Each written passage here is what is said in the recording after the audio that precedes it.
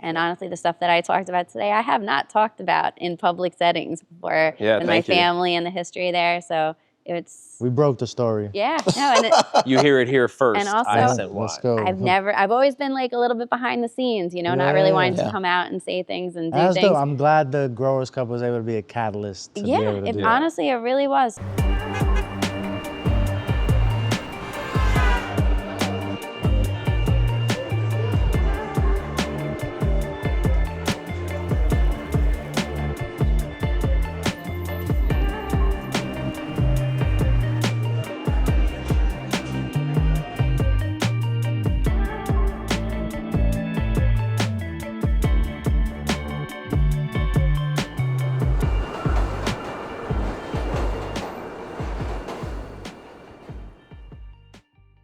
Hello and welcome to I Smoke New York episode number 22.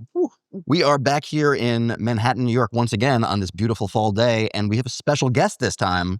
First, let me introduce my co-hosts. Hey. We've got Sensei Cultivation to my right. What's up, everyone? Kolektor to his right. What up, what up? And then all the way at the end, we've got Lindsey of a whole bunch of stuff. Lindsey of... We give her a round of applause. Let's give her a round of applause to start. Of course, please. We've got a small studio audience of production crew in the background. Our first woman guest, too. So the official title, it's a long one. It's owner of the Grow Room, long-standing hydro store in New York, like a pretty legendary grow store in New York. Partner of Felas and Major, 2 licensed brands on the licensed market, which is pretty incredible also. And co-founder of Epiphany, a delightful legacy brand. Legendary. Yeah. Legendary. Yeah, definitely. Yes. A former winner of the New York Growers Cup as well in 2022. Way back when we started it. The Olympics too, right? And the Olympics, Jesus Christ, please excuse me. We didn't fully win those Olympics, but we got second and third place in 2 categories. Actually, I think it was like 3rd overall. That's what's up. Safe to say you're doing it all now. Yes. Okay, trying. Yes. Consistency at the top. But longstanding grower, and I don't know, I think of you as somebody who knows like everyone, like one of the most connected in New York specifically. Because of, I think of it because of the Grow Room, but please, I mean, you tell me. The shop, most of the people growing and doing anything over the past, I mean, we've been there for almost 30 years. So, you know, from the original like OG growers, the ones that are just starting out. Yeah. That's so kind of a 30 years? In January, it'll be 30 years. Damn. That's amazing. Yeah. And this goes back to, I mean, you've worked there for many years, but it goes back to your parents as far as I know, right? Yep. My dad started in 96. And then I worked there on and off in high school. Damn. And then I started really full time back in like 2005. And then I took over in 2007, 2008. That is just like, I mean, I was born in 84. So like the 90s it's such a different experience with cannabis in the 90s, right? Yeah. So much scarier, so much more illegal. Like reading High Times in the 90s felt like reading some illicit shit. Like you were like really in something like, and I was like reading it in the suburbs and whatever, right? It's not like Treehouse, you're back in the treehouse. It's Treehouse. But it's so hard to really convey how far we've come in terms of like normalization. I mean, of course, legalization across the country and medical and all that stuff. But like, the distance we've come culturally from the 90s and where like what it would have felt like being in a hydro shop in the 90s talking about tomatoes. Yeah, it's night and day difference. It's kind of crazy. Like, what's your earliest experience? Earliest experience? When you were going back into saying like as a kid? Probably when I really, really knew what was going on, I was 6. My dad sat me down and he kind of like my parents were open parents, with it, because I think they knew that in order to keep themselves safe, or not themselves, my father was, my mom was there. But yeah, he said, your mom was a rider. Don't downplay. She loyal was. woman, I'm sure. She is the best. My mom, thank God for her, because but no, he pretty much sat me down when I was 6 and said, hey, this is what I do.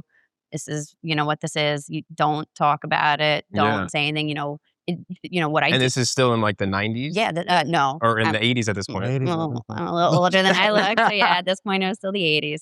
And he was like, just what I do is fine. It's good. There's nothing wrong with it, but people have a problem with this and I could get in trouble for this. So just this, don't talk about this, don't tell anybody about any of this stuff. It stays in the house and, stays in the family. And I learned that very quick, Yeah. And it's weird. He trusted me to not say anything. I always think back to my uncle. I've got this great uncle who was cool, and he was like very much like, I don't know, I was on the Italian side. And my dad always tells me the story. I was like 2 or 3 years old. He came here from Arizona, and we're talking. And like after like having a little bit of like a discussion with 2 to 3 year old me, he goes to my dad, and he's just like, oh, she's cool. Like, but like said it in that way, like she's cool. Like she gets it. Yeah. At 2 or 3 years old. At 2 or 3 years old. Yeah. And I always think about that Gangsta because babies my dad kind of took that with him and was just like, all right, yeah, I can tell her this and it'll be all right. Do you have siblings though? No. Oh wow, so only child. Only me. I'm the son he never had, I always say. So I had to be taking over the legacy. But yeah, no, before that, So you were pride and joy for sure. What? You were his pride and joy for sure. Oh yeah. Oh yeah. But even before that, I knew something was up because there was, when I was growing up, like even before that, like 4 or 5 years old, he would just like disappear. Like there would be times where, I would be coming home from school and he would just not be there, and he would just not be there for like a week straight. And then he'd come back, and he would always come back with these little like gifts and like trinkets for me. And they were all like little Mexican dolls and like stuff like that. Clearly traveled somewhere. So right? he was doing some, I'd say, importation before he started really export business. Import in the 80s at that point. Yes. Yeah. So that was No kind exportation. Not yet. No, not exportation at all. It all stayed here. But no. So he was doing that beforehand, and then got into growing. Well, he's always been into growing. He's been growing probably since the 60s, but like really focused on it after that whole importation thing kind of fell off in the early 80s. Yeah. So I grew up. We were smoking our father's brickweed back in the day. Yeah, your dad was bringing it back to New York, probably. Right? Probably not. That was earlier. Oh, it was earlier. Yeah. And then when he really focused, and most of it was like indoor good hydroponic stuff. Was like probably like 87, 88 is when all that stops. Yeah, and that's when all that started. And that's when he really started like perfecting his like indoor craft. Growing himself and just like really perfecting. Yeah. Have you carried forward any of the genetics from him? Unfortunately, no. There was a situation. There have been many situations over the years. I can only imagine. It's a common story amongst like veteran growers who have gotten like rated or stuff like that. All that stuff is gone. Oh, there's one though that I think about it all the time, and he always used to tell me about. It was an Afghani, and it was 5 weeks. In 5 weeks, it was done. So he's like, I would blink and it would be done. So to have a strain that finished in that amount of time. Yeah. And it was be able to breed with that and stuff too, maybe. To breed with it, even just to have it, something that finishes that quick. Like, but that one was lost to time, unfortunately. That's wild. So in terms of you transitioning from like helping maybe trim or something like that when you were a kid to like growing and being like a cultivator yourself, how did that work? He kept me. No, he kept me. There was some I'm like, what the hell? I don't know. It's not current days. I don't know. There was some semblance of like actual parenting. So like, I'd be having my kids do that shit for sure. I'm like, God damn. No. That's nowadays. Yes, of course. Right? So he tells you at 6. So he tells me at 6, and then when just you actually start touching, do you start touching the plant before the shop or after the shop? Probably. It's hard to say, like, because he really tried to keep me away from not away. Like he would bring me to his friend. Try to protect you. Try like to protect me in a way and be right? responsible. Like I would go, like if he had a phone call, like I'd go down into the rooms if he was working, and I'd like give him the phone or whatever. But it was very much like hands off. But I still knew about it, and he still talked to me about it. I didn't really start doing my own thing. I messed around a little bit in my like late teens, and then like every good teenager, I had childhood rebellion. You were rebelling at that And when point, you grow up in my family, I guess your version of teenage rebellion is to go straight edge. So I had like a 3 to 4, 3 year straight edge period, and then I came back around when Did you have all the X's on your hands and stuff? at times. But then when I was like 21, like he needed more help, and that's when it really started. Was he like mentoring you at that point too to grow? In a way, he was very much like when it came to the store, he would say like back then we were under the microscope. Like they knew us, they knew what was happening, so they kept a close eye on us. So he would say you have to pick. Either you do the store or you grow. You can't do both. Have you been in that same location for that time too, or no? Yep. Wow. Yep. That one little store in Nyack. Yeah, shout out Nyack. We're always making visits going and picking up the stuff. That's our home hydro shop right now. But yeah, like back in the day it was crazy because even hydro shops were like being watched. Yeah, there was by like task force and shit, waiting for people or like sending people in to ask about weed and see if like you guys as patrons of the store would like answer them. And, like, Well, they knew Yep. growers were going in there to get products. So, we got secret shops, definitely. Just random dudes in mismatching shoe outfits being like, I'm growing marijuana. Am I allowed to say that on here? But I'm growing, she still feels like it's it's bad still, to say. well, I don't know. Weird. But yeah, no, and then we'd have to be like, no, sorry, that's illegal. We can't help you with that, you know, and do the whole line and everything. And then back in the day, there was the thing called Operation Green Merchant. That was like a big thing back in like, I think it was like either the early 90s, and it was a task force and they raided hydro shops. That's just what they did. I think it was before our time because we opened in 96. I think it was like maybe 94. And all of these stores were getting raided. But then I think, I don't know if it actually even went through because by law, like if something has a legal use. They were garden stores. Yeah, they were garden stores. Yeah. Exactly. You can grow anything. You could literally grow other plants with it. We can't help what anybody else is doing, you know, and that was also the line. Yeah, of course. But yeah, no, we had some situations over the years. Like we had some guys oh God, one time I got this phone call and this guy's like, hey, my uncle died and I want to like grow tomatoes in his basement. Like, can you help me with that? And I was like on the phone, I'm like, yeah, sure, of course, come in. You know, and he comes in and it's him and this other guy. And you know, it's always like the mismatched pairs. And he's like, hey, I called about the tomatoes. I'm like, oh yeah, cool, what's up? And he was like, all right, so I'm not growing tomatoes. I gave it up real easy. I'm like, my God. and I'm like, okay. And he was just like, and then he pulled out the bed and he's like, I'm actually with the Yonkers PD. We found your business card in this house that we just raided. And he was like, so like, but he didn't even ask about who it could be or anything. It was weird. He just was trying to find out like what we do there. And I was just like, listen, our business cards are on the counter. We sell products to grow plants. What plants people choose to do if they don't tell me, it's not my business. You know, I don't know. But yeah, there have been a few situations like that. So wild, son. Yeah. Ridiculous. It was ridiculous. And that's only at the grow store at the end of that too. I'm sure that you have even more than. Oh yeah. Yeah. The personal stories. I mean, I grew up, it was crazy. My dad had kind of beef with like the local guys. You know, he was from the Bronx. He's not from up in Rockland where we grew up. So like there was a little bit of that outsider thing too. And they knew what he was doing. They might have known exactly. And they I'm sure they were targeting like the shit out of him. Oh, too, yeah. Right? Yeah. I mean, one time he always told me the story about being out in Arizona, about to do a run, about to get on a plane. I think that like they had just come from FedEx, like boxing up shit tons of things to send back and like had just made their plane. And he's in the airport in the bar and he looks across the bar and he sees like one of the local guys with literally like a fake mustache on. And is like, oh my God, they're here. And he's smiling. And then he's with some other guy. And then when he got back, like maybe a few months later, he was like thinking about it. And he was just like, yeah, those were the guys. They were following him from Nyack out to Arizona. Yep, they must have been. Wow. And I grew up like my phone was tapped growing up. You know, it wasn't good. This is where the childhood trauma of all of this comes in. Like it was not easy. I remember being a kid and like I was on the phone with my best friend and I'm hearing the clicking, and my dad already told me that what the clicking was and everything. So I'm hearing it happen, and we're talking about like boys we like, preteen stuff. And I didn't want to say who I liked on the phone to my best friend because I was afraid like they were listening. And like this is tell my dad. This is like 10-year-old. They're gonna go tell Tommy. Exactly. So yeah, that was messed up. But they were watching them. That's fucking great. Yeah, I mean, it goes into like how you lose all those cuts too, right? Yeah. So I guess the way the store started was he had to stop growing because one day I was 12 and I'm supposed to get picked up by my mom at school because it's like a school play and it was a late night and she just like never came. And she's not like that. My mom is like on point. She was always the mom that would pick everybody up. And then so I see a girl that her and her mom who live around the corner from me, and her mom sees me there and she's like, where's your mom? I'm like, I don't know. And she's like, I'll give you a ride home. We'll figure it out.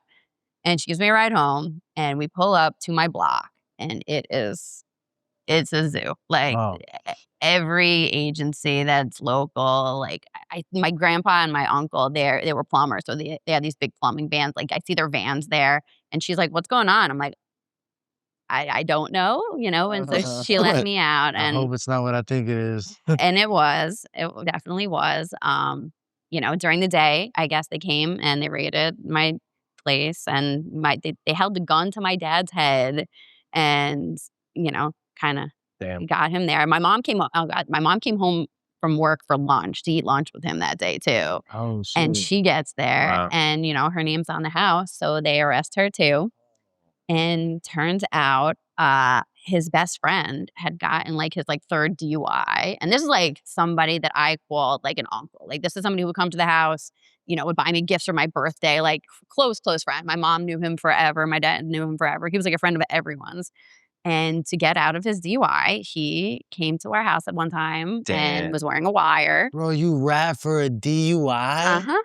Oh, Yep. man, that's wild. Just to get yourself out. Total fucking wow. Yeah. That's some piece Gross. of shit right there. Absolutely gross. Damn. And it disrupted everything. My mom That's wild. had nothing to do with it. I mean, she was there, but it was his thing. She had to lie to her job because she didn't go back to work that day. Yeah. Loses her job because they find out some woman wanted her job and found out that she had to say my dad was in the hospital or something, and yet she had to rush him to the hospital. She somehow found out that didn't happen. So my mom got fired. Obviously, my dad lost a source of income for all of this. I got taken away and I had to live with my grandparents for a while because CPS got involved. Yeah. Oh, and this is the shit they did back then. CPS, my grandparents are super old. So my mom. And this was what time? I was probably around 11 or 12.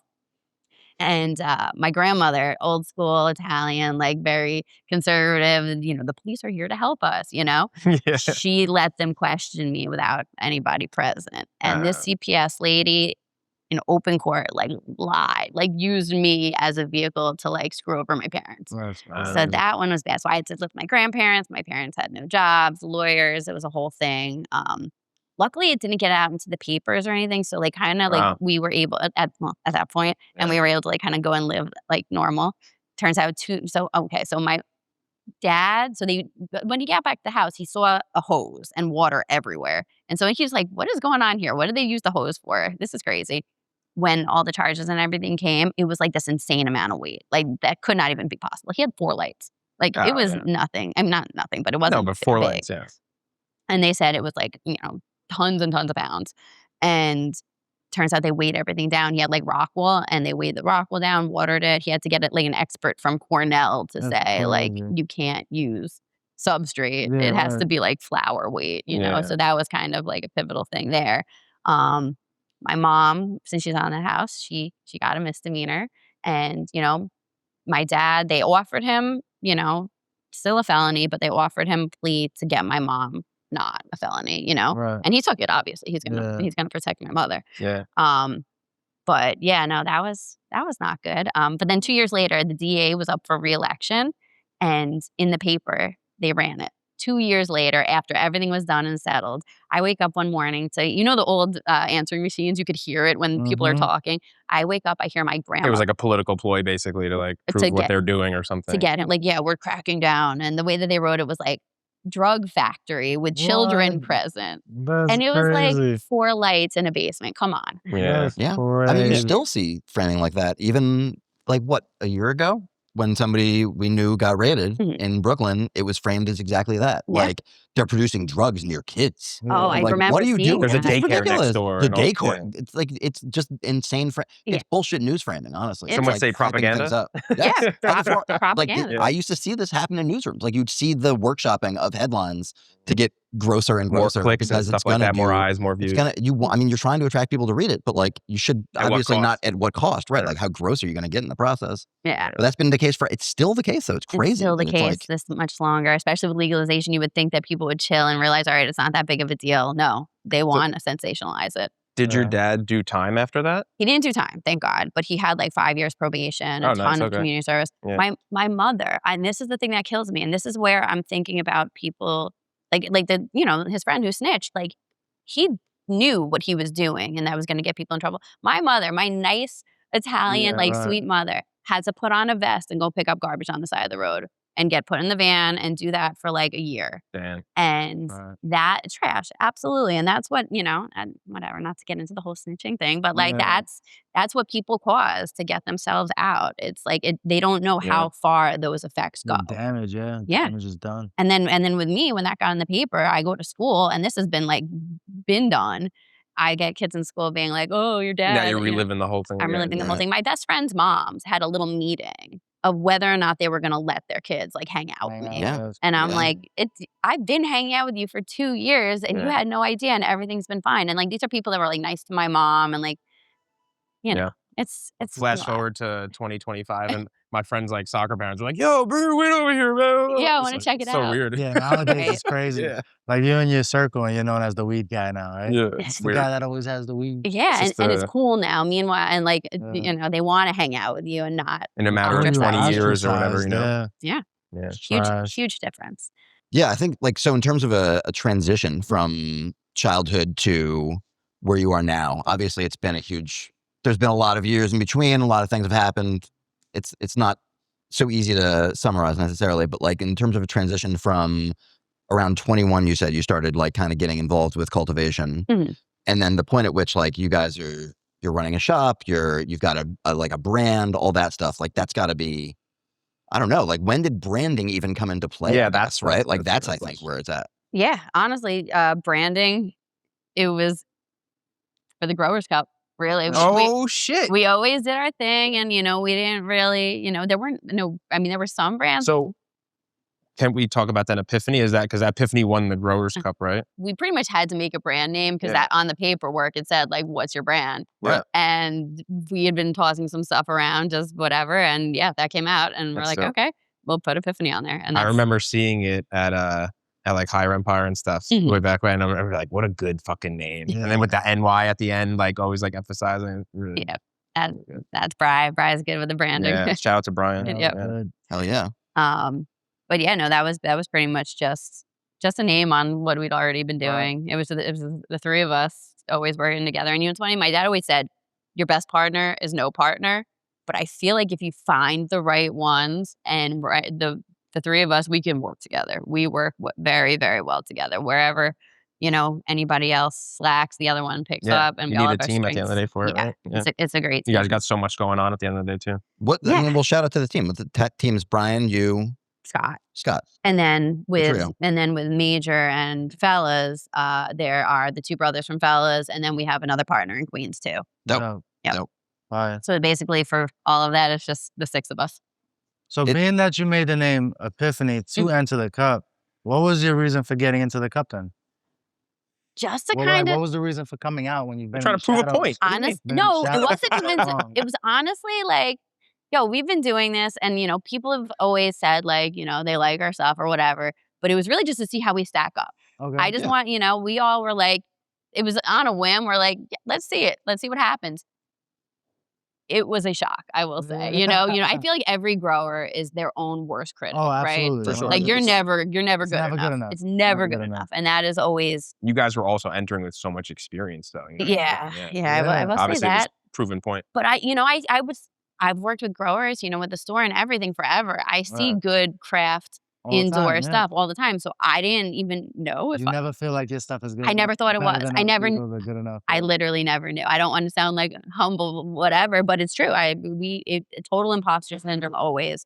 I never thought it was good enough, and that was like a moment where like, like people like this stuff, Like that's crazy. We know what we're doing a little bit, huh? We might, I'll put some wind in your sails. Kind of like puts a battery in your back. It did. It made us feel good and it made us realize that we might have something that people will continually want. Yeah. And then we just kept going with that, you know? Yeah, and you guys have built up multiple brands, but Epiphany, I would say, is like your most well-known at this point. Right. So it's been out for the longest, right? Right. Yeah, you got a lot of work behind that one. Right. It's so fascinating that you say that about the naming thing specifically, because that was the same thing that happened with Buds and Such. Like they didn't have a brand, and then it was Such meeting me to enter and being like, I don't know, Buds and Such. Yeah. I was like, sure, all right, and I wrote that down, and now that's their name, which is like amazing. But it's the same thing though. It's like they've been growing for a long time.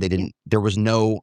I don't know that a lot of brands had thought about, or a lot of growers had thought about branding themselves. Right? That concept is like still relatively new. Is like growers being branded rather than there being like growers, and then there's a brand that carries whatever, that it like goes to somebody that is a brand or whatever themselves. That makes me feel a lot better about the Growers Cup too, to like hear stories like that about Definitely. Like that the Growers Cup is basically like that vessel to like create your brand, branding. And actually have like a name for Yeah, it. it's really cool. Because like Such, I've known Such a very long time. Yeah, he used to And- go to the shop, right? Yeah. So like, I'm sure you know a lot of growers in that little community that You know more see. growers in the community than anyone, I'm sure. Yeah, right. Yes. Such is cool. He's the best. And he was part of this group of guys that were like my dad's boys. Oh yeah. He was on the younger end, but some of the OGs and like some of the older growers that were in that same crew, like those are the people we have to thank for the grow room being successful. Like they're the family. They are like, when my dad used to call them the boys. And it's like the generation really I'd say it's, two before us, right? it was I'd say right now most of the guys are like probably like early 50s, late 40s, Okay. not super old, maybe one or two above. And Such does graffiti too, so I know he was a wild boy when he was young. Oh yeah. He's still a wild boy. And he was on the BMX down there. He does all like the wild riding boy. and stuff too. Yeah. Yeah, that whole crew, that's, they're the best. Honestly, when my father passed, like a lot of them came out of the woodwork and messaged me. And, that was the thing. I still to this day have not, like he passed in February. Sorry if anybody knew him and this is how you're finding out. I should have made a post. I've been meaning to make a post about it, but like I've sat down to do it. And I like don't. Yeah, R.I.P. Dad. What was your dad's name? Steve. Steve. R.I.P. Steve. Shout out to Steve. OGs that came before us, man. Yeah. Yeah. Respect. Honestly. But that's what was so crazy, seeing all of these people who have, they came to me and they texted me and they're like, I wouldn't be where I am without him. Yeah. I would never be growing to this level still. And a lot of them now have their own micros, like, and they're all like getting into the legal market and they're like using those years of experience, to, like, be where they are now. That's the thing that kind of like. Someone has to be a pioneer, at the end of the day. Yeah. And your dad was like, he's one of So your dad's memory lives on in people. Yeah, right? Like that's his legacy in a meaningful far reaching. Yeah. Super dope. But in building Epiphany, I mean, across the last few years, I think beyond, of course, winning awards, like you guys have really just repeatedly put out consistently super high quality product that stands up against the highest quality stuff that's available in New York City, which I still would argue is one of the most competitive, if not the most competitive weed markets in America, if not the world. And it's incredible to see that, like stuff that I would say would stand up against any of the best stuff from California or Oregon or Michigan or whatever else. And that's amazing. And something that I think is especially amazing is that you guys have transitioned, like you were among the first that I knew of that transitioned into the license market, like pretty quick. Like you transitioned, but not transitioned on the own license. No. So you transitioned under using somebody else's license, which is why you partnered up with Felas and Majors under that license. So a cool little caveat that some people might not know is with the micro business license, you can spread your canopy out. So like your whole canopy doesn't have to be in one building, like what you guys are doing. Exactly. Like Felas has a farm up in Brewster.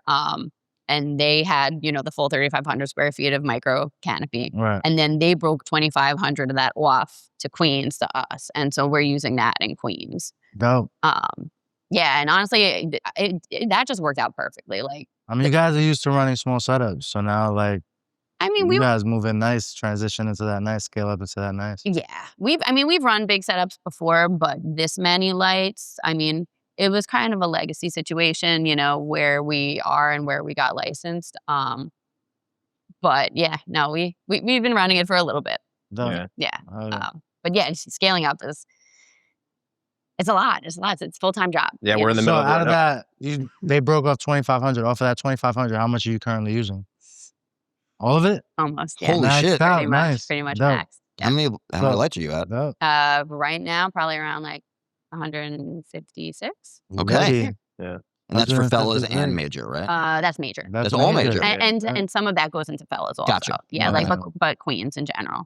And then Brewster still has, their 1,000 square feet up there, where they focus mostly on, his own thing. Does his own little thing for sure. No, but that's where like the haze comes from. The NYC haze. Right. That's like Felas #1. The AJ Sour Diesel's up there. They got their favorite growers and that they like to mess with. Yeah. The NYC haze, that was Top Dog Genetics. Shout out Top Dog. Oh yeah. Kevin at Felas, he hunted for that and he selected that. And honestly, it's as close to the old school New York City haze as I've seen on the legal market for sure. Yeah. So you guys fill your own little niche. Yeah. I mean, that stuff, like haze, just like the market demands haze. Yes, it genuinely, like Oh, direct no, sativas for and sure, yeah. sativas. Goes Yes. crazy. But New York market loves it. It's What's crazy. so funny about this, and it kills me every day because I love haze. This is like that is my favorite strain. Like, You grew my favorite haze this year. really? Thank you. Incredibly good. Thank you. I wish there was more. Oh, It's man. so good. It was honestly right at the time when my dad had passed that was coming down. So I was in Florida and I was living back. So that's not going to be coming back for a while. But one day, hopefully. Yeah. Shout out White Boy Kev for that Yeah, one. big That's shout White out Boy to Kev White Boy. cut, right? The best. Yeah. Yeah. Shout out to Yeah, White that Boy. was his cut. White Boy is cool as hell, man. He's the best. He's the homie. Yeah. Another legend. Yeah. Absolutely. Legends. Another legend. But yeah, what kills me about this, so I love haze, and with Epiphany for years, I was like, can we do haze? Can we do haze? Like Long flowering. Our canopy there was limited, Yeah. and I get it had to go to what, really was in demand and what would work. And, on a commercial market, haze is hard. Haze, Yeah, like you it's said, hard. long flowering. The Cuban Black, I took like 109 days or something crazy like that. I think it was like 109. Yeah. And on a commercial level, that's got to make sense. Yeah. It does yield, but it's not. I You don't almost have to charge a premium for it because it takes that much longer. And everything. exactly. That's why the NYC haze from Felas is a little bit It of is a higher, you higher have price to. point because you Yeah. have to make up You for have that to. time and energy and electric and nutrients and everything that goes into Yeah. that. But so the guys, they hate it.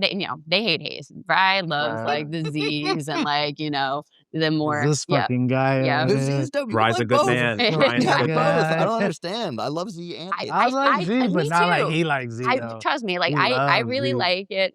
I like the nuances of all the new flavorful, Yes, like of course. fun stuff. But Yeah. in my heart of hearts, New York heart of You're a hearts, New Yorker. I love haze. Yeah. Yeah. So that's why I branched off and I did Sunshine Selections because that was my side project. Yeah. The guys wanted nothing to do with that. They're like, you want to grow haze? You grow haze. You put your name on it. It doesn't fit with what we're doing. And now on the legal market, they are like, We need to grow some haze. Yeah, you're right. And Bri was out there sourcing like different cuts the other day, and I was like, "Oh, what do you get?" And he was like, "And it was all hazes." I'm like, "Shut up! I hate you. I hate you so much." Incredible. Incredible. But no, it's actually I love him. 'cause And this how is long are you great. guys taking them indoors now still, though? Like you took that one to 109, you said? No, they don't take theirs 100. Fellas is probably in the 80s, maybe. Okay. Even that's a lot, though. Yeah, Yeah. maybe high 70s, low 80s. For context, again, I always try to do this. It's like 60 is like an average flower time. Most right. is around like, I'd say anywhere from like 56 to like 65 days. In that production That's- like time frame, yeah. Yeah. Gotcha. And that's what you aim for because, the shorter the flowering time, the more harvest you can get in a year and the Yeah. more like profitable it is. Totally. Easier to gather numbers, Absolutely. predict your whole season and stuff, Absolutely. and get more runs in, like you said, every year. Well, Yeah. But some of the fun stuff does not do I that. know. that's why you got the R&D room coming along. Yes. Yeah. But Yes, that's like chem for me. Yeah. Like I just love chem. I just Yeah. like chem. It's different. It's different than sour. It's different than like OG. It's like just the right amount of funk. Mm-hmm.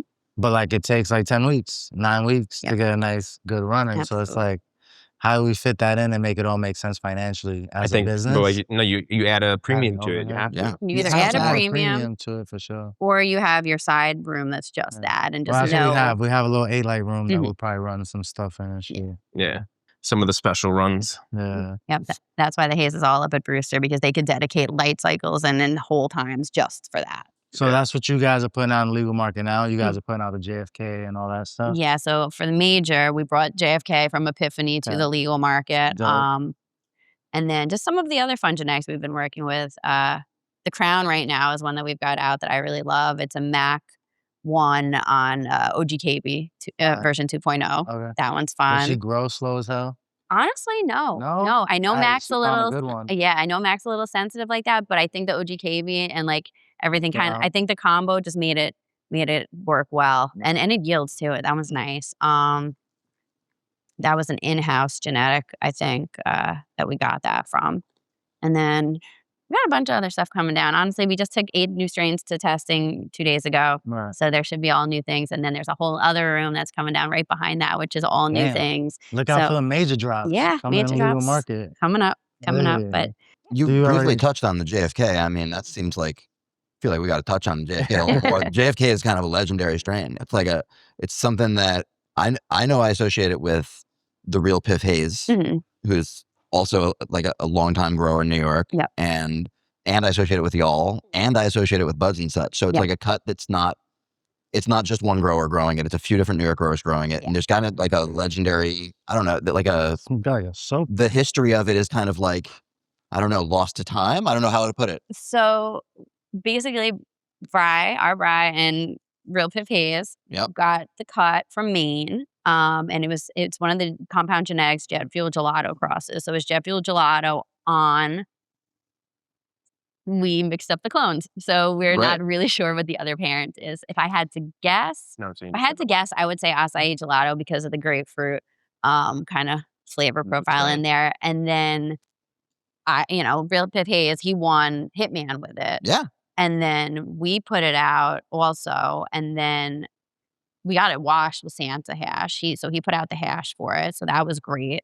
I will say that if I remember, you guys had the black Myrons with the neon green JFK getting his head blown out. Yeah, the Misfits. It's Misfits song, man. Play on that again. Brian's good at that.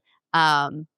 But yeah, then so then Such got it also because Ivan was working with one of Such's friends, and he got the cut from Real Pip Haze, and then he got it to him, and then also High Ambitions on the legal market. Okay. They have it as well. Hell yeah. Those are like, shout out High Ambitions. Those are the homies forever. Ashley's amazing. On the legal market, they're putting out such nice indoor micro work, and then they've got it also.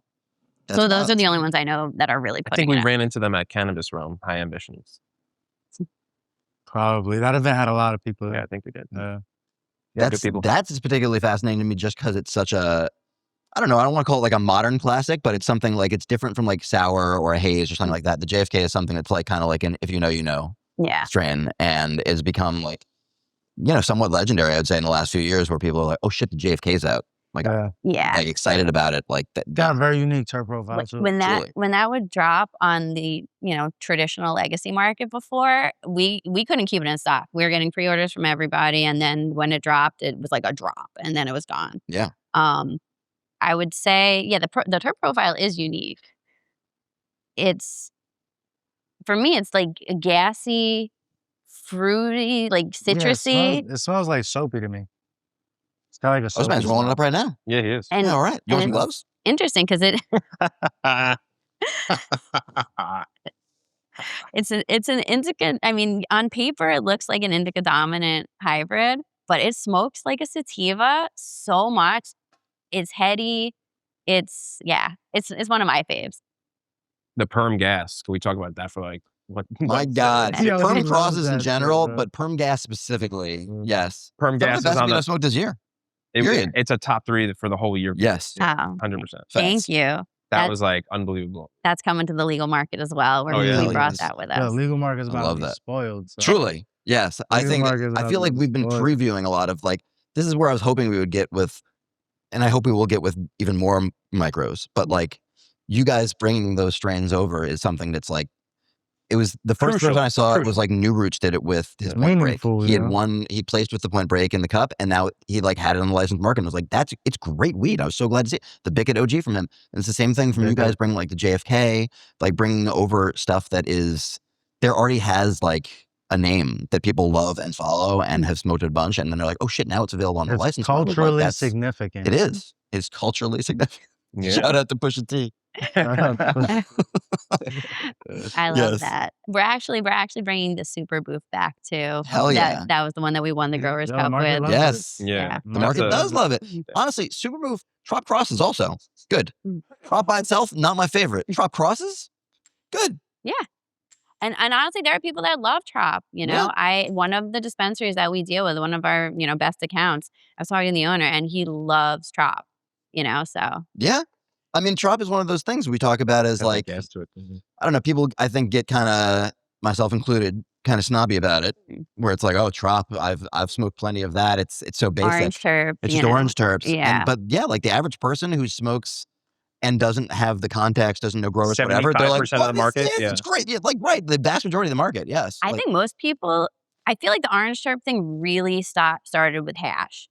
Because if you have orange terps and it's in your, banger, they linger. Yes. They stay. Getting that out is crazy. Stains. And the thing is, it's good. Like I had It's the first time I've ever heard that. Fruit of the Bloom did a Halle Berry hash. Shout out Halle Berry. And I was talking to Shout out Fruit of the Bloom. Fruit of the Bloom, the best. Queens. Queens get the money. Yep. But yeah, no, that lingered. Like everything I smoked after that, and you know DJ, he had a piece, and same thing. He was like, yeah, this everything for the next week is orange. Everything, no matter how many times I clean this. But it was worth it. It was great. It was a great hash. But we had a situation with this at the cup last year where we had at the dab bar we had a trop cross as one of the rosin terps that we had, and it was like they were like, we have to dedicate a rig for this, and then every other rig we can use the other terps. Yep. It'll just stain everything. It stays. Yeah. I thought it was because of tangy. I thought that's why people were tired of orange terps. That too, on the flower side, yeah. Yes. That had its big moment, and it just got played out. But you know what's crazy? Everything's cyclical. Like people are gonna want that again. Because I think about like, haze, for instance. I remember back when all of my guys that grew haze forever, all the uptown guys, they were like, we need candy. Yeah. We need to, because it was 14 weeks, whatever. And then Blue Dream. Yeah. Blue Dream, everyone was off Blue Dream. Everyone wants Blue Dream now. It's the most popular strain still in the New York market. Absolutely. Yeah. And you know what? Not for nothing. I love Blue Dream. It's great. Most of when I was really, really starting to grow, my two main things that I had that I, were my staples was DJ Short's Blueberry and Super Silver Haze. Those are my two go-tos. Classics. And that Blueberry, Yes. and the Blue Dream. Gotta love it. I have to love it. Nobody else has to love it. No, blueberry terps are tremendous and incredibly rare still, which is wild to me. Like good DJ Short Blueberry is incredibly rare, and when it's great, it's unbelievable. Yeah. I don't know. I wonder that, if we'll see that stuff come back. Like a lot of people did, right? Like that's my worry, is that it won't come back because it's just like a lot of it gets lost to time. Like yeah. And honestly, I don't really know many people who have I don't think I know anyone right now, or at least that I know of, that has the original DJ Short Blueberry still, and they're rocking it still. I mean, there might be somebody in the deep, dark corners of the country somewhere. Oh, I'm sure. No, I'm sure many people do. Don't. No. I said something one time and I got attacked. No. I'm saying. I'm not talking about for the majorly, it's not there in the public, it's not mainstream or whatever. There's somebody in the corner of the earth that has Blue Dream. Don't say it's dead. Oh no, it's not. Oh no, it's not. Somebody's gonna come on and be like, honestly, it's not dead. No. I got it in my closet. Well, we have Blue Dream. We still have Blue Dream in our library. Nice, but nice, the DJ Short Blueberry, we lost that. But I'm sure many people out there have held on to that. In which case, call me.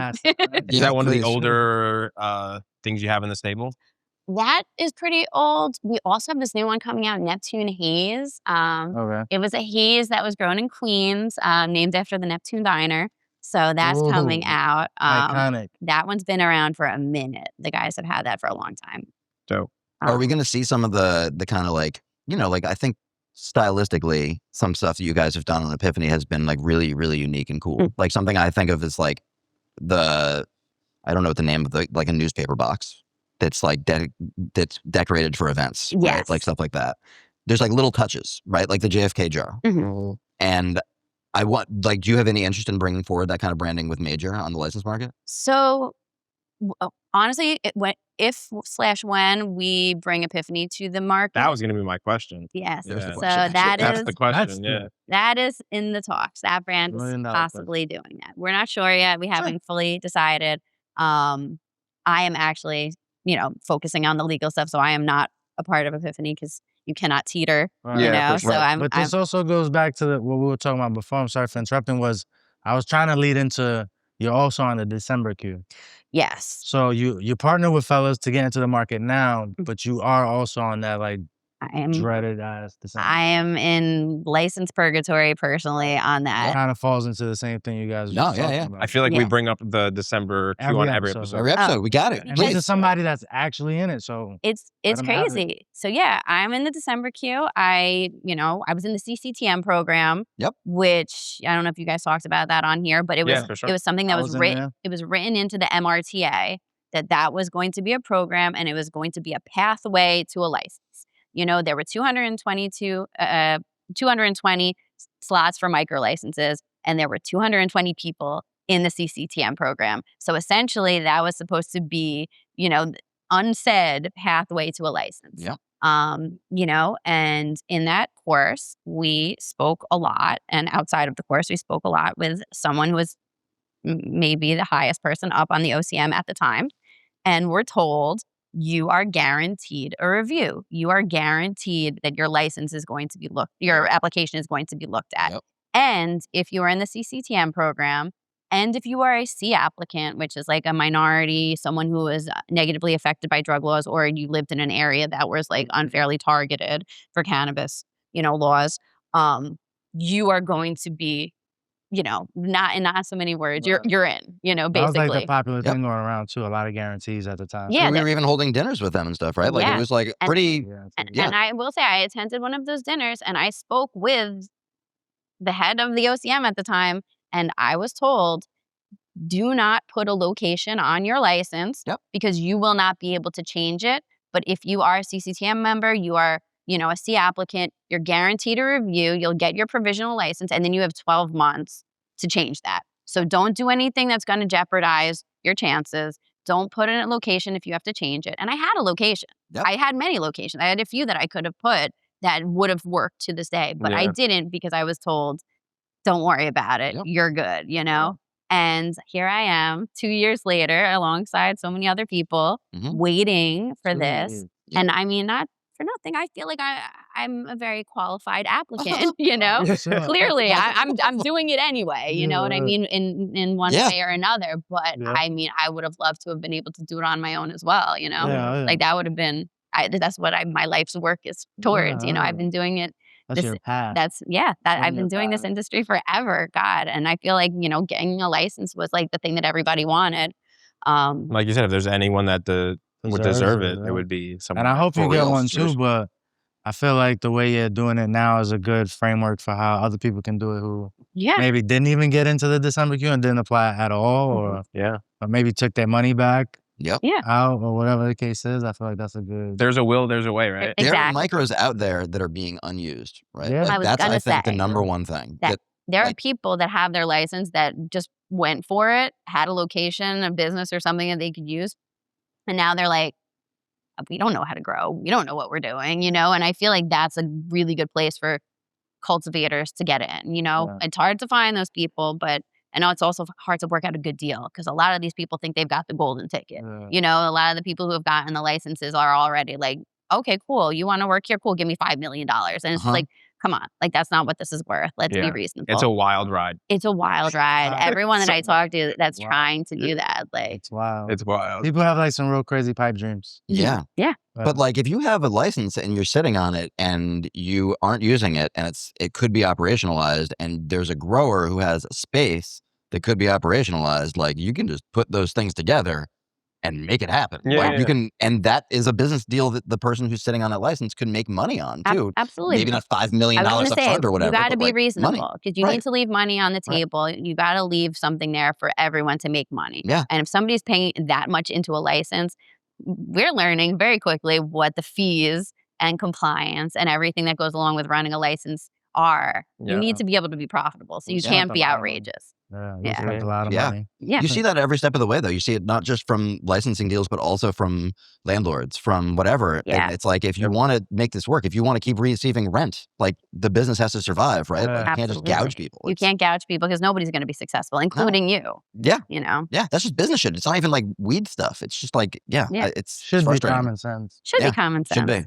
No, but the main track of thought with weed is basically like they think if you're associated with like you're making like all this money. You're this cash cow. You're fucking not. No. That's one thing that I think a lot of people who are looking to also, get their licenses, if God, willing to get them, you're not going to get rich. This is like you gotta have passion for this. Isn't a get rich quick. No, you're busting your ass. This shit takes a lot of work. Yep. A lot of work. And that's something that we talked about recently. Like a lot of people don't have you said grit. That's the perfect term for it. A lot of people don't have the grit for this. You gotta have the grit and the discipline to grind through and keep grinding. Yep. And then keep grinding. And then keep and going. then get kicked in the face and then keep grinding again. You know what I mean? Like, and that's the thing. Everyone who's here still in this industry and who has been for a while, we've all been kicked down a couple notches over the years and had to rebuild. And it's a humbling experience. Nothing has humbled me the way growing has. I have never been like, full confession, brought to tears for sure, over these plants. I've never had lower self-esteem in my life. Oh my God. These plants ain't doing good. But you know what I can tell you? Being a lifelong Mets and Jets fan, that it's kind of set me up to take the beating, take the pain. I'm numb. I have no feelings. I'm a Knicks fan, and every year. He's numb to the pain. You're a masochist. You love it. Yeah. Thanks, Mets and Jets. You teach us life lessons. It all prepared us. It's fucking, you got to be in for the passion at the end of the day. You really do. Yeah. You really do. You got to really love this plant. And like, you're going to spend a whole lot more money than you want to. I've heard. And if you don't have money and you happen to have... budget just gets bigger and bigger. As you keep going, it just adds on. You know what I'm saying? Yeah. And even if you are, with somebody, with an investor or with somebody, it's not even about, it's about the money, but you have to bring that work ethic to the table. If you need to... They're betting on the jockey at the end of the day. Yeah. You know what I mean? When they're coming into that. Like, absolutely. Yeah. You have to prove yourself. You have to do it all. Even in this right now, like I am wearing every hat you could possibly imagine. And I'm actually being yelled at by my partners to wear less. Like you got to like let go a little bit, but I'm working harder now than I've ever worked in my entire life. Yes. Being on the legal side of this. You enjoy growing though. I love it. You're a slave to it. I love it. Love I love it. I don't think I could not. I don't. It said it's like it's ingrained in who you are at this point. Like it's in your blood. They, like I said, they challenge me, but they keep me going. I love this plan. It's still to this day, imposter syndrome. I'm not good enough. I want to grow better. What do you see like the next, I guess, 5 years? That's a loaded question. I've seen what's happened in other states over the years. Who knows? Honestly, what's your plan though for your vision of where you guys will be? Oh, just keep building. If any, because a few of us are in the queue, for other licenses. Right. And if we get another license, cool, build. Yeah. You get another license, that's a good question. Are you guys going to open up a retail with this micro? Yes. Ah, yeah. Oh, dope. Yes. We are in the process. Very cool. Yes, our location got secured. Hey, oh my God, when they changed that law with the schools, or they didn't change the law, they realized that they screwed up the law. Yeah. There was an hour of my life where Brian was just on a map being like, do not talk to me right now. Because we had measured it from like every switch, right? We signed the lease and everything, and it was... So they changed it that it was 1,000 feet, right, from door to door, and then it was to the edge, and then it was 500 feet from door to the edge of the property, where you had to be from a school. Yeah. Was it a school or a church? Yep. So we had a school there, and we ended up being 554 feet. So we squeaked in. Oh, wow. But yeah, that's wild. So that should be coming. Okay, where is that? Oh, we can say Queens. Yeah. Cool. Yeah. Look for that. And what the store is gonna be? Felas, Major. We're working out all the kinks at the moment, so nothing. It was cool. I don't know how it works with the retail, but you as a micro, you can make brands. You can make multiple brands. Yeah. Can you just make another brand for your retail? I feel like you can, right? Then it's building a whole new brand and a whole new identity and the whole thing. And we still are in the process of building these. So that's a point of contention. Not a point of contention, but just like something we're talking about. Is it worth it to like start a whole new everything or just build what we have? I think, my personal opinion, I think we should just build what we have. But we're still talking. We're figuring it out. Yeah, you already laid the foundation. All right, so retail, you guys are in it. Yeah. Even if you don't get into the December queue, I think you guys have a good structure of how you're working it. You know what I mean? Yeah, absolutely. It's the best example I've seen though of somebody making that specific, like, I don't want to call it a loophole because it's not a loophole, but it's like using the system the best you can to figure out a way to actually get on the license. Playing within the rules to make shit work. Yeah.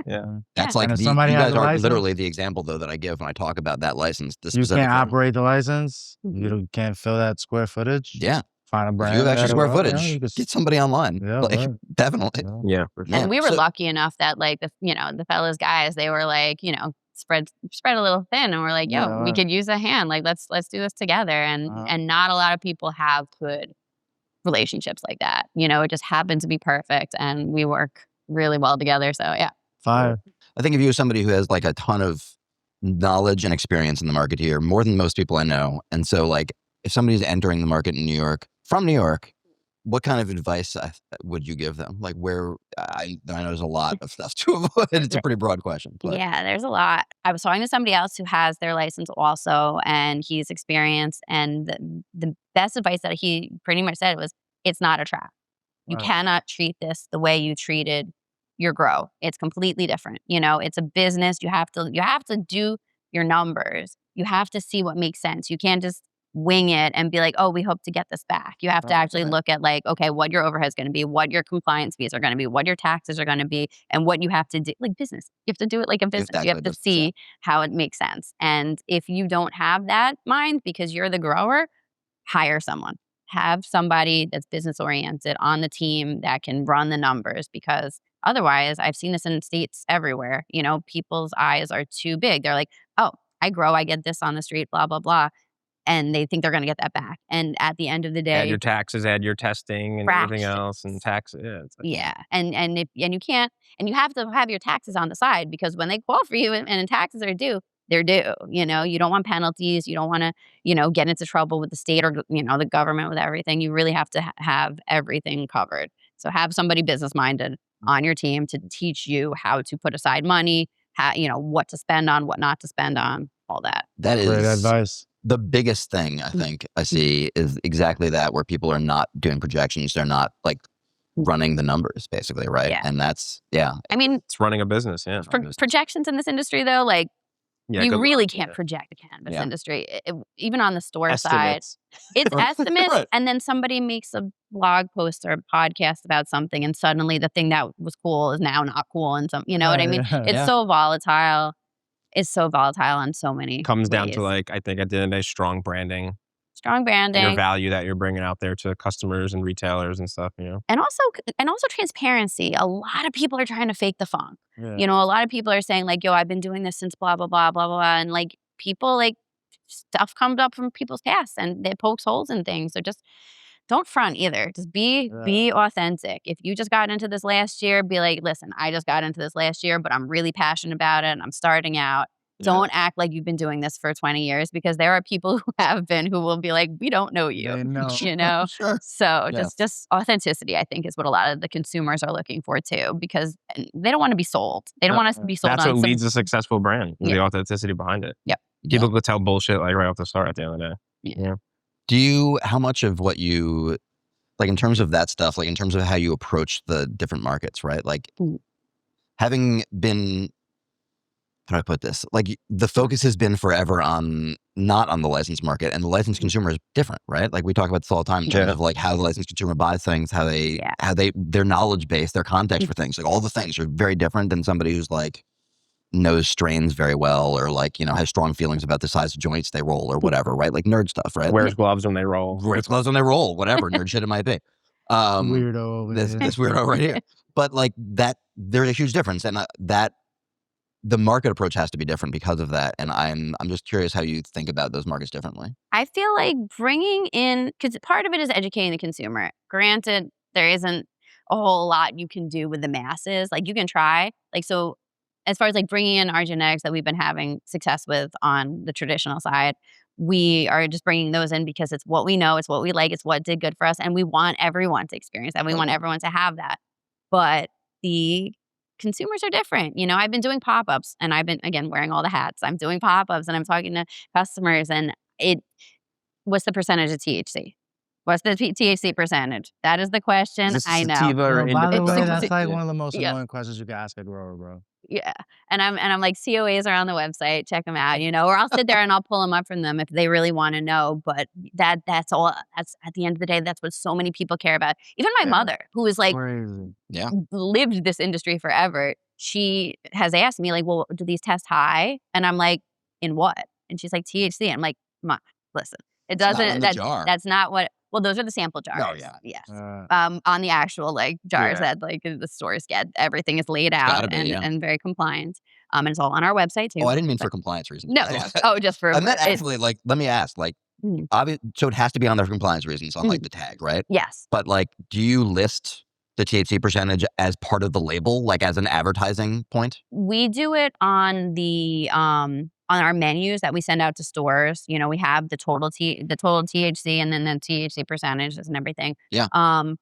Things that test super high, obviously, the stores love it because of that. Like on the Felas side, we just put out quarter water. That's an in-house strain that we did. And it tested in the 30s. It tested really high.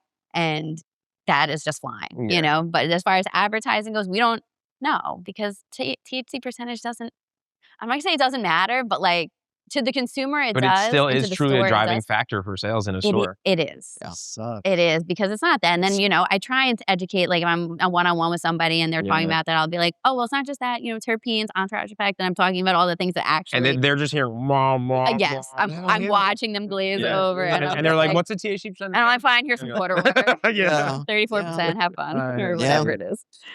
Man, yeah, it is fascinating. I don't know. It's so interesting trying to break through that and trying to talk about, I try to talk about like flavors more than anything else, but like even that is, sometimes it's not the thing they want to hear about, you know? And the high, you know, a lot of people too. And it's so funny. I was having this conversation with somebody yesterday at a store in Brooklyn, because they have customers that don't want the high THC percentage because they're like, yeah, I'm working from home today and I just want to like take the edge off. I don't want to get like wrecked, you know? So I feel like the effect is a huge deal too. Like this doesn't really give you couch lock. It doesn't really like knock you out. It's not sleepy time, you know? And then that's why I think in New York, a lot of the sativas do great because we're on the go. We're going. We're not stopping. Like, you know, you can't like literally ruin your own afternoon by accidentally smoking something that's putting you to bed. Yeah. So the effect is what I really talk about. Sure. And, you know, what do you want? Do you want you want it for the night? Do you want it for day? You know, I think that is actually maybe the most distinguishing factor, I think, between like the quote unquote like nerd audience, connoisseur audience, and the average consumer in a dispo, like a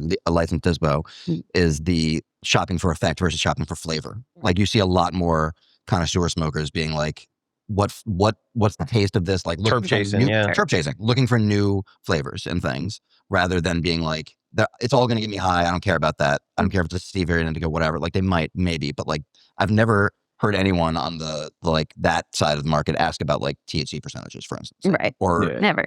Effect maybe, but it's more like, is that gas or is it like going to be like more of a haze kind of thing? It's like a different conversation, even if it is about effect. It is, but there's a lot of, I'm watching the crossover in the market happen, you know? People who would normally buy in the traditional market, like sometimes don't have the time for that. You know how it is waiting for your guy, you know, and dealing with sometimes they're unreliable. Oh, shocking. You know, like I'll be there at 8. All of a sudden it's like 10 p.m. and you're like, yo, what's up? Oh, my bad. You know, like, so it's easy for them to just walk into a store. And now that micros are coming online and there's like a lot of familiar really names. Good quality, you know, true, you know. Yeah, once you see Epiphany on the shelves.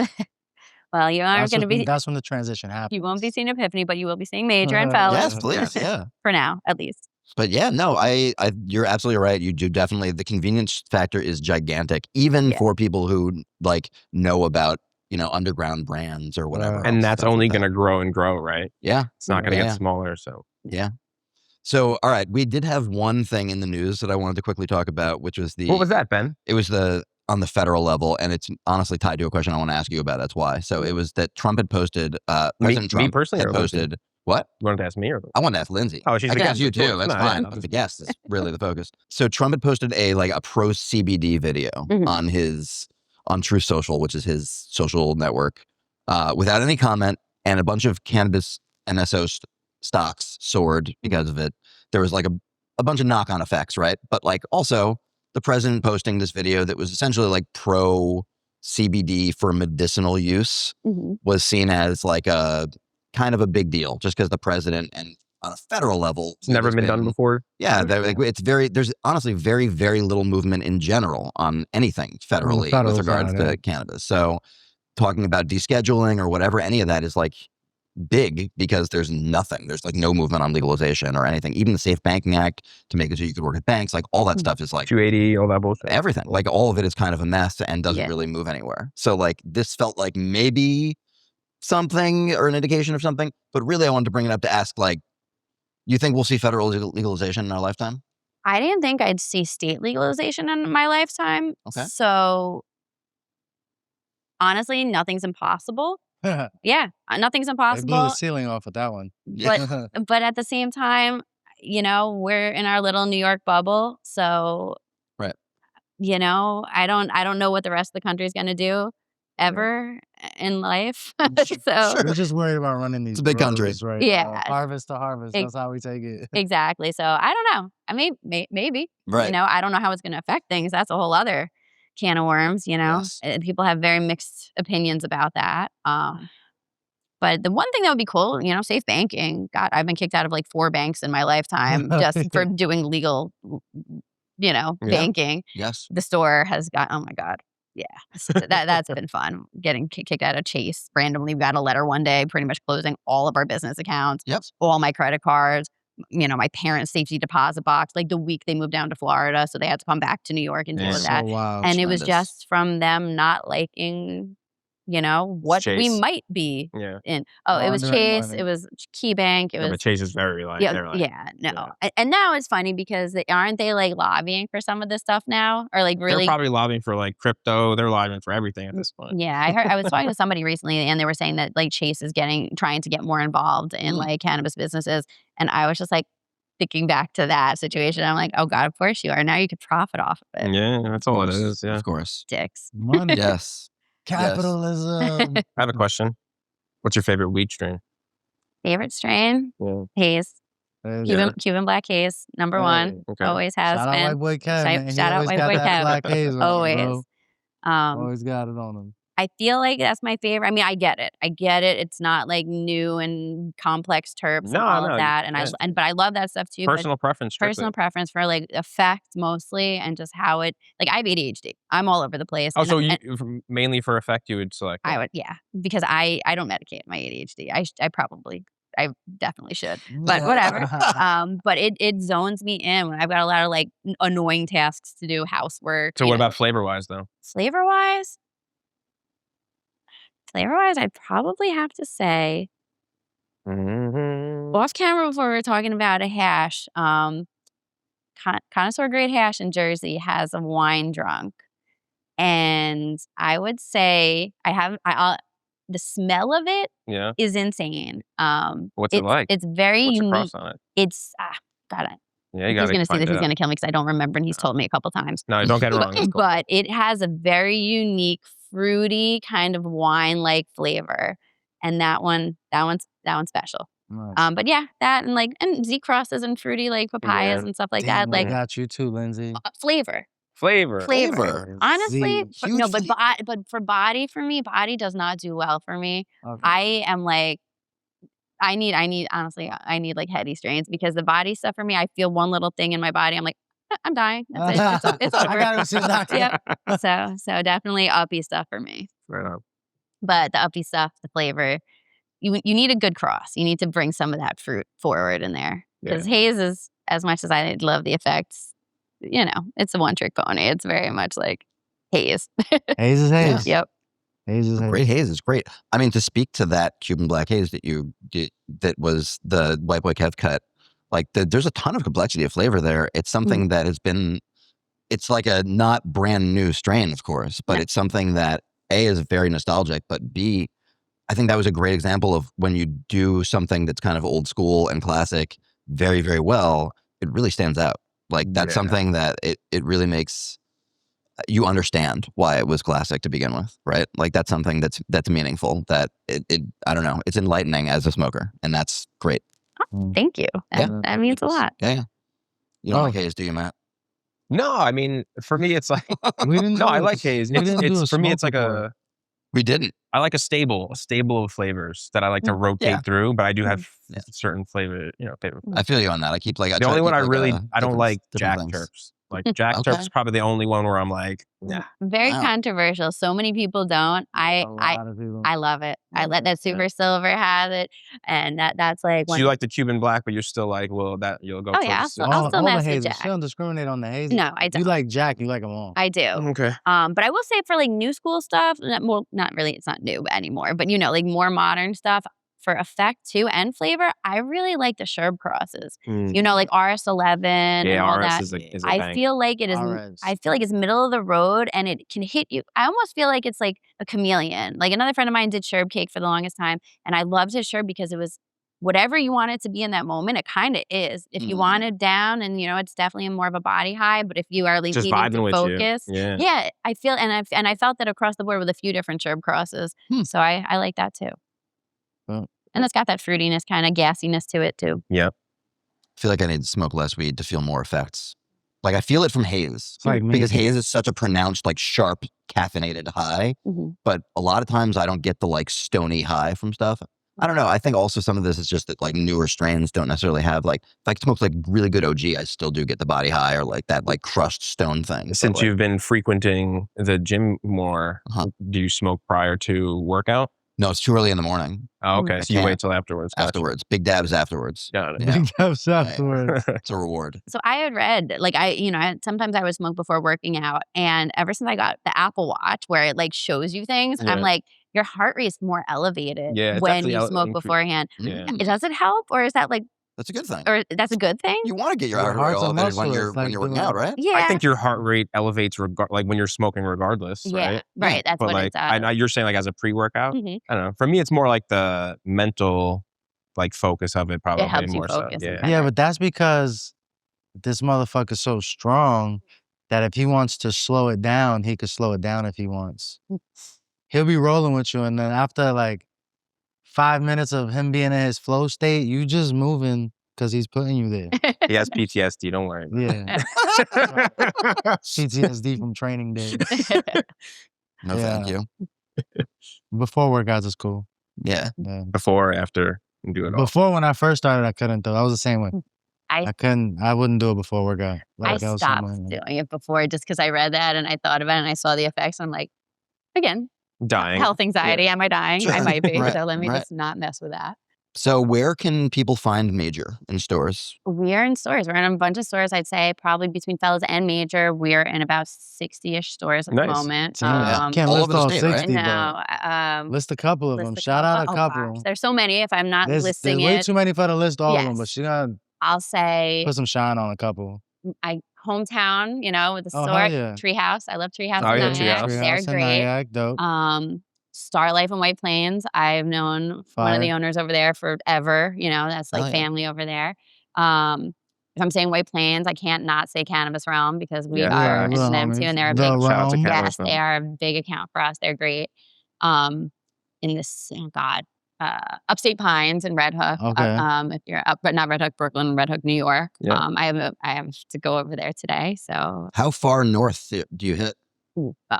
All the way up. All the way up. We're Buffalo, up in Rochester. Buffalo. Yeah. Yep. Nice. God, there's a bunch. Elevate ADK maybe? Saranac Lake, you guys are all they over just there? picked us up. Hell yeah. That's a new account for us. The bakery?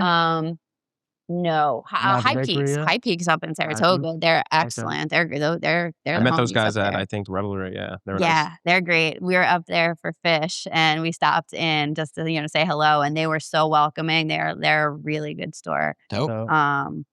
Sounds like anywhere, like not anywhere in a state, but like pretty, if you're somewhere in New York State, you might be able to get Felas. All the big regions. Sounds like you could probably do it. Yeah, we're everywhere. That's what's up. Staten Island, Clouditude, High Stone, 5 boroughs, Queens, Queens. Oh, Chirp Bros in Astoria. The homies, they're great. And also New York City Cannabis Exchange out Jericho Turnpike. They just picked us up recently, but they've been a great account for us. We're going to do an in-store there this weekend as well. Awesome. Tomorrow. Awesome.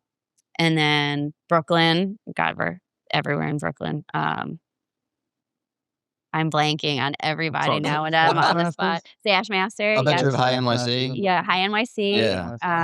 By any other name, maybe? By any other name, of course. Yeah. Naming all the spots. All there. In the Manhattan, we've got a bunch there. Lenox Hill. Bliss? No. Not yet. Anybody you're naming? Not yet. Hit me up. Feel free to get Kaya Bliss we're in Brooklyn also, Bay Ridge, and then they've got one in Brooklyn Heights. We're in both of those. God, I gotta go to Bay Ridge store. That's gotta be fascinating. Chelsea Cannabis. We're in Chelsea Cannabis. Okay. It sounds like people are able though to get your flower all over the state, which is pretty great. Yes. And I know I just missed somebody very important, in which case I'm sorry. Oh, sure. Long Island, Strange Stars, Happy Days. We're out on Long Island a lot. Yeah. Those are great accounts for us as well. Cool. Awesome. All right, so you can pretty much find them all over the state. Yeah. Word. Well, thank you so much. Appreciate for you coming being out. here. Yeah, thank you guys for having me. Truly. It's been something we've talked about for a long time. Honored to be the first lady. Yeah. That's something. I mean, we got it. Bro, it was like one of the interviews to look forward to throughout 22 episodes. Like, this was a cool episode. Yeah. Yeah.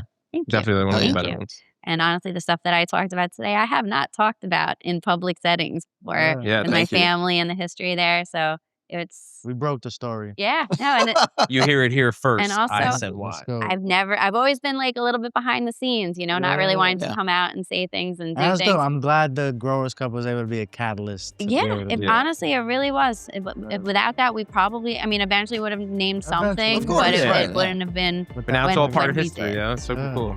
That's dope. Yeah, hell yeah. Yeah, well, thank you guys for doing that and doing everything you do for the culture. Please. Thank you. Thank you, everybody at home. We'll be back next time with another episode of I Smoke New York. Peace. Thank you. Peace, y'all. Peace.